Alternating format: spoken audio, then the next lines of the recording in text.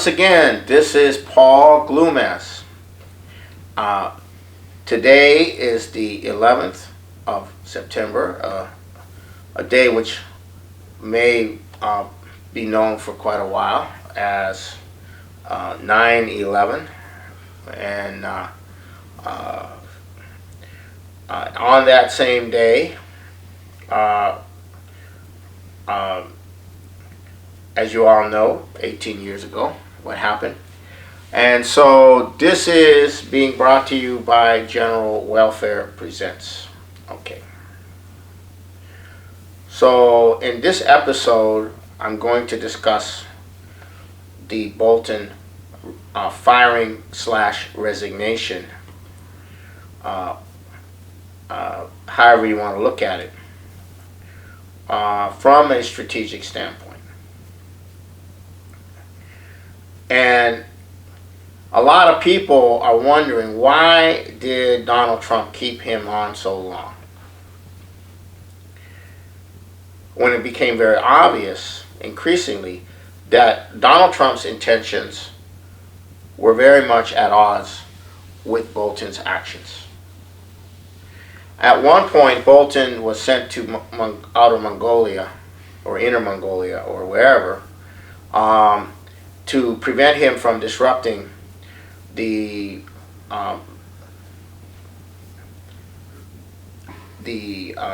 Trump's walk into North Korea, which is a major thing. In other situations, it's come to light that he was the one who was collaborating with Bibi Netanyahu and trying to create pretext for attack on Iran. It's come to light also that he was involved in the in trying to set up this through the British, this whole thing with the tankers, claiming that the tankers that were hit by mines, the Japanese tankers that were hit by mines, were an attack by Iran, and then also orchestrating with the British the seizure of a tanker, Iranian tanker with a Panama flag off the coast of Spain by British Marines. And then when Trump said, well, this is not a matter for the United States, it's a matter between Britain and Iran, the British complained that they had been essentially advised by Bolton to do this. It also appears that Bolton played a major role in the whole arrest of the daughter of the head of Huawei. She's the chief financial officer in Canada on issue of her subsidiary companies working with Iran, and the Canadian government was organized by Bolton to make the arrest. It is also he who was promoting the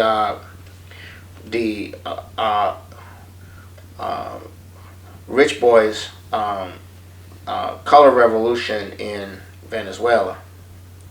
It's also the case that he was involved very deeply in this Hong Kong situation, and he was organizing to get to further confront China on the and he was going to escalate. So Trump had earlier made it very clear that he knew that this was going on. He said, well, this guy wants to go to war, and so on and so forth. So it appears to me that the firing took place at a point that he couldn't continue to keep him on in the administration, because it was going to be existential to the United States and its relationships to the rest of the world. Otherwise, he was perhaps willing to keep him on. Now, why would Donald Trump want to keep this guy on? Well, I think there's a personal chemistry there, which I'm not sure of, a personal relationship there, where Trump feels he can have at least partly control him. The other, so that's part of it. But the other part of it is when he appointed Trump, when he appointed Bolton as national security advisor, he was under massive attack. He was under attack for the whole Russia thing. So this was a balancing to his whole dialogue with Russia. So he's having a dialogue on the side with Russia, and he's having Bolton constantly trying to set up confrontations. And in that context, you have essentially the establishment holding back on a lot of on a lot of things, okay, during that period. Now, as we come out of that period, and you have increasingly the realization that that the whole Russia thing is a failure, and Bob Mueller's operation is a collapse, and now there's a lot of other things collapsing. Now there's the whole Bob Mueller in 9/11 going on, that he suppressed efforts to get at the bottom of 9/11 when he was FBI director, and on, and now the FBI is about to be sued by the victims of 9/11, and you have an unraveling of a lot of things. So it's in that context that Trump has been somewhat strengthened. And this is prior to the plan for a Democratic Party assault in Congress through 6 committees to go after him and bring everybody from what's her name, Horseface, the stripper, I mean the porn star, Stormy Daniels. Everything from his taxes to Stormy Daniels to you name whatever, what he did when he was a kid. Everything's going to be plastered on. They have 6 committees moving on this, on different aspects of this. And of course, this has been going on. They've been preparing for this for some time. But the key thing to understand is that the question is, who is Trump going to pick as national security advisor, who would essentially be able to control the situation, or who would be able to represent him and what he wants to do, or his intentions. And the problem with Donald Trump is he has an intention to defend the nation and the general welfare, and he has an intention to do something, but it's not yet clear how he's going to do it. He's working it as he goes. So how do you have somebody working with you like that when it's not totally clear from day to day what you're going to be doing? So what this means is that the entirety of the policy-making establishment, of the policy wanks, of the think tanks, of the experts in the US and in Great Britain and in most of Europe, the entire crowd of economists, academics, specialists, experts, you name it, they are absolutely unable to understand that the world that they think they are living in, which probably never was really the world they were living in, no longer exists for them. They have no idea of how to deal with the fact that India just became a major power in the world with its space program, with its meeting, with Modi's meeting with Putin, and 82 agreements established. India has emerged from 200 years. No, close to 300 years of humiliation from it being under the British Empire, as part of the British Empire, and then the humiliation in the post of being an underdeveloped country, of being a poor country. They have now emerged as a powerful nation, and so has China. This is the world that these academics and policy wonks and experts and politicians and blah blah blah on the right, blah blah blah on the left, blah blah blah on the center have no idea of how to deal with. They don't know how to deal with the Belt and Road, which is developing Eurasia. They have no idea. That's not the world that they could conceive of. It's the new paradigm. They cannot conceive of the new paradigm. And you have a political rejection of all of them in the 2016 elections. And they have a person in the White House who's supposed to be leading the country, who is supposed to be surrounded by all of the top people, the former cabinet officials, the former presidents. It's called the institution of the presidency. And he's not in sync with them. And they're not in sync with him. And they view him as some kind of alien from outer space that took over the government. And they can't get rid of him. And it's very frustrating. You can't get rid of this alien from outer space. But the thing about this alien from outer space, from the business world, Donald Trump, that analogy may not be the best, but the thing about him is he has a better sense of reality than they do. But they can't understand that. They can't understand how he won the election. Maybe they put something in the water and people drank it and then they went stupid and voted for him.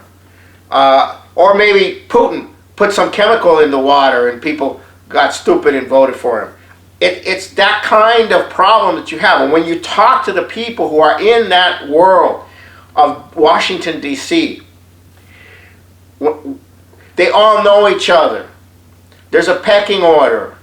There's affluence. They make a lot of money, these experts, these people. They have big houses. They're all in this, groupthink, this mindset, about the world that no longer exists and was not meant to exist. Now, the highest level of the British establishment knows that world did not meant to exist. And they have a plan. It's called mass death. But these people, they live in that world, okay, where it's totally unreal. And as a result, they're completely incompetent. They're incompetent. The entire mass of these people are absolutely incompetent. And they don't know which way they don't know which way is up at this point. And they look at Trump and they can't believe their eyes. He's still there. And so who is Trump going to appoint? Well, in the past, if he appointed somebody that wasn't part of their circle, they would go all out to smear the person, to destroy the person. They did that with Michael Flynn, etc. But now Trump's in a stronger position, and we will see who he appoints, and whether that person he appoints is actually coherent with his own views of a world where we end all these wars, and we start working with other nations for our what's in our interest. Now,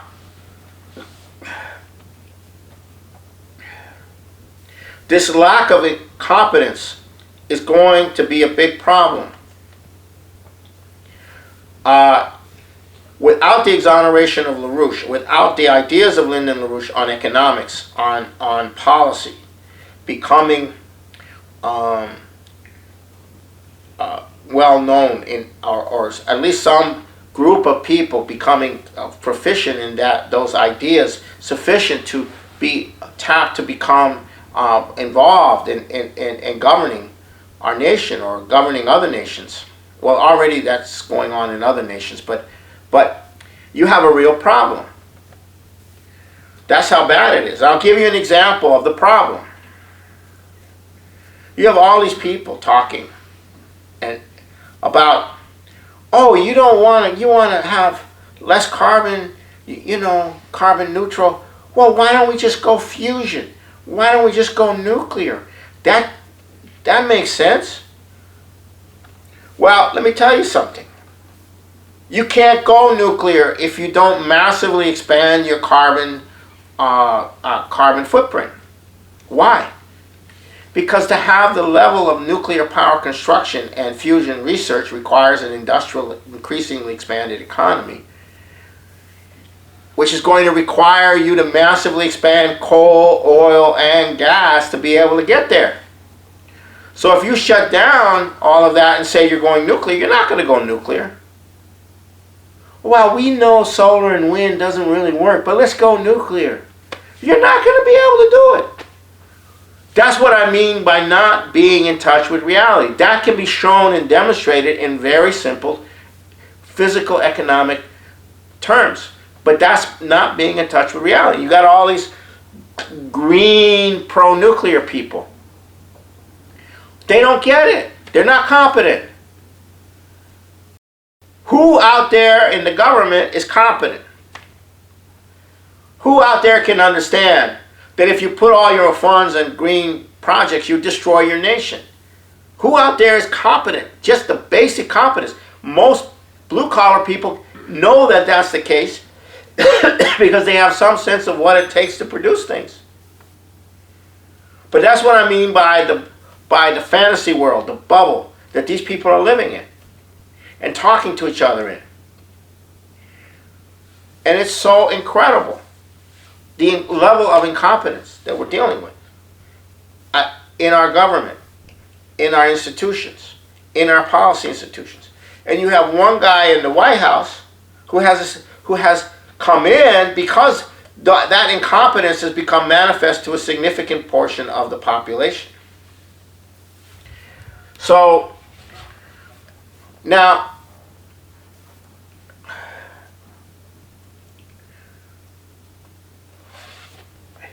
there's a huge shift going on, okay? And these people don't recognize the empire has collapsed. They don't recognize it. If they were to understand and recognize it, they might be able to think through that they need to change the way they think. But they don't. One person who's demonstrating that he does understand that something has happened is the President of France, Emmanuel Macron. He's making a shift towards Russia and China. Why? Because I think he's beginning to see that the system is gone. You have this mess in Great Britain where the sovereignty is in the hands of the monarchy, but the actual executive power in the government is in the hands of the parliament and the prime minister, which selects the prime minister. And the parliament has disintegrated over the issue of the Brexit. And the monarchy has had to step in to shut down the parliament for a period of time. But the monarchy is not the executive branch. They are the power. They are the sovereign power. If they say a prime minister can't be prime minister, if they say so-and-so has to be assassinated, that's law under the Official Secrets Act.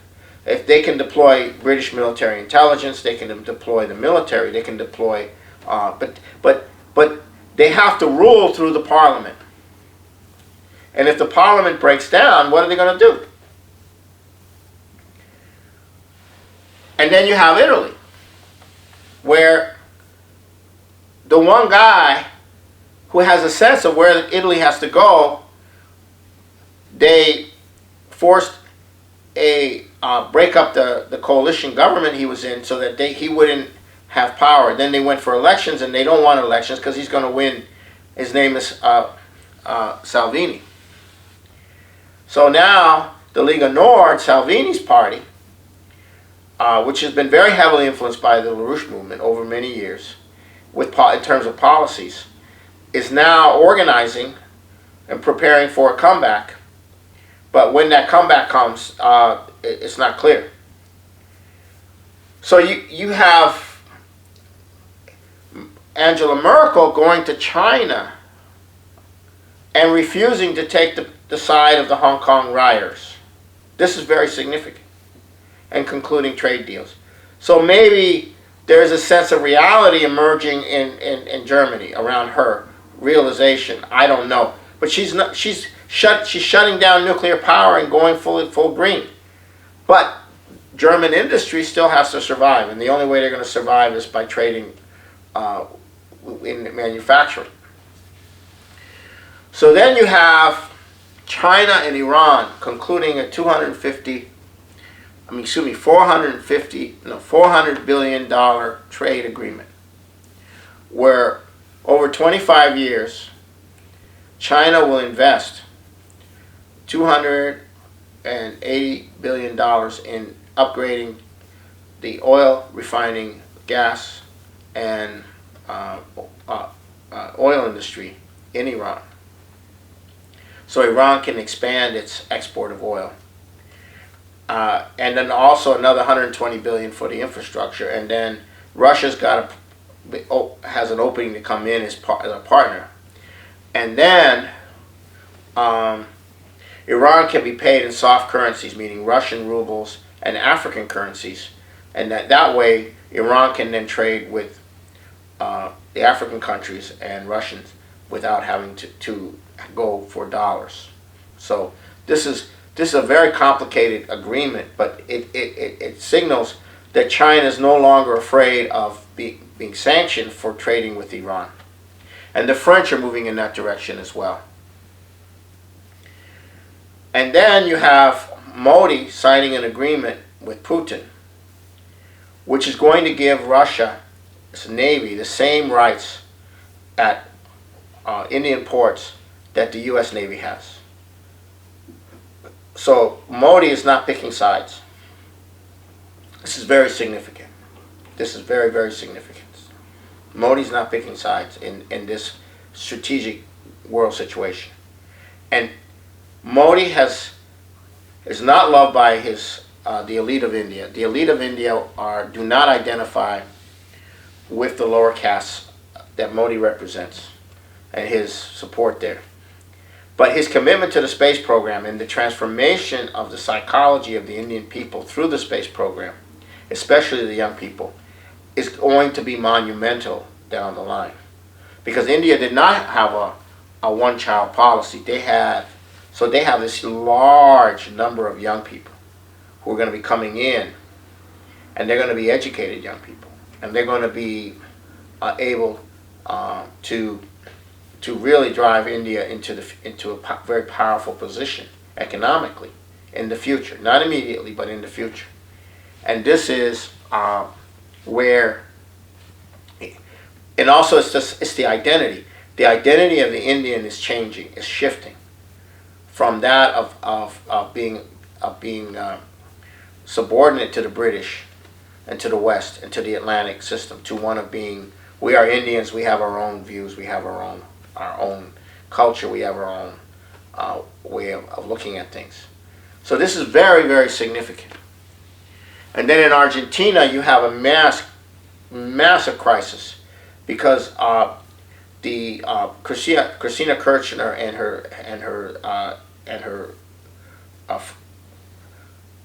ally are coming in to the Argentine government after the October elections. They're going to win big time, and that is going to hit the bankers very hard. So you have all these things happening, which are shifting, and you have Donald Trump also shifting out of the Bolton direction, out of the confrontation. And then you have him trying to get out of Afghanistan, making a deal with the Taliban. But you can't make a deal with the Taliban. They're not going to honor any deal. And that's understood. So get the troops out and let these people sort it out. But India is responding to the fact that the Taliban is going to emerge as the power in Afghanistan, they don't want problems, so they have moved in to take control of the area autonomous area of in Jammu and Kashmir. There was a Muslim autonomous region because they are expecting problems coming out of the U.S. pulling out of Afghanistan.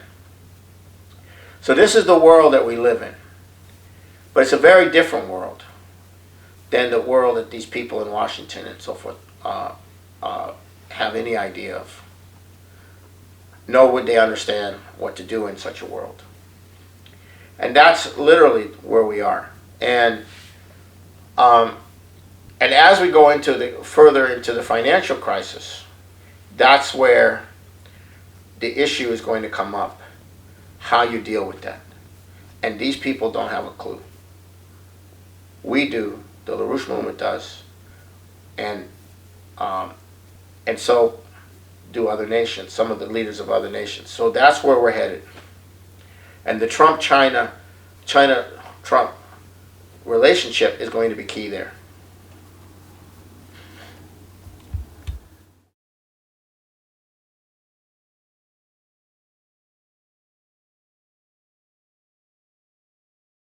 Common stock investments have helped to make our country prosperous and powerful.